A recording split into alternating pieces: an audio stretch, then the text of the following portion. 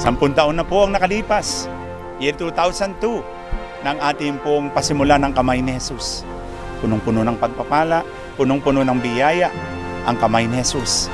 So patuloy po kami na magpupursige, na patuloy na makapaglingkod sa mga tao, lalo tigit kayo po na mga may sakit, kayo po na nawawala ng pag-asa, kayo po na mga nagdurusa. Meron pa ho tayong pag-asa. Ang ating Diyos ay hindi natutulog. Pagagalingin kayo sa inyong mga karamdaman. Kaya parte po ng aming plano ay magpagawa pa ng mas malaking healing center para matugunan po ang pangangailangan ng libo-libong tao. Sa panahong itinakda niya, siguro po ay ating maisasagawa at ating pong maitatayo ang Kamay ni Jesus Dome, kung saan po ay pwede makapag-misa tayo sa mas maraming mga tao na nangangailangan. Sa kaulian po, nais ko pong samantalahin ang pagkakataon para pasalamatan po ang lahat ng mga supporters, sponsors, mga naging kabahagi ng Kamay ni Jesus, mga empleyado, mga trabahador, mga naging kabahagi, supporters, mga kaibigan. Salamat po. Kung wala po kayo, wala ang Kamay ni Jesus.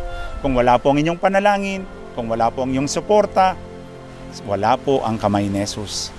Sa kaibuturan po ng aking puso, ako po, Father Joey, lubos nagpapasalamat sa inyong lahat. Mahal kayo ng Diyos. Mahal ko po kayong lahat. At sana patuloy niyong maramdaman ang kapangyarihan, pagpapagaling ng Kamay ni Jesus. At sa pagdaan ng 10 taon, ang Kamay ni Jesus Ministry Foundation Incorporated ay patuloy na magbibigay serbisyo sa mga nangangailangan. Bukas palad sa lahat ng mga kumakatok at naghahanap ng kalinga at pagmamahal.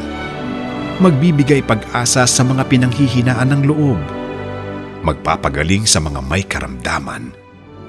Mag-aakay sa mga naliligaw ng landas.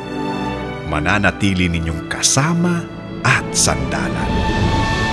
Hawak kamay po nating ipagpatuloy ang misyon. Tuloy po kayo dito sa Kamay ni Jesus.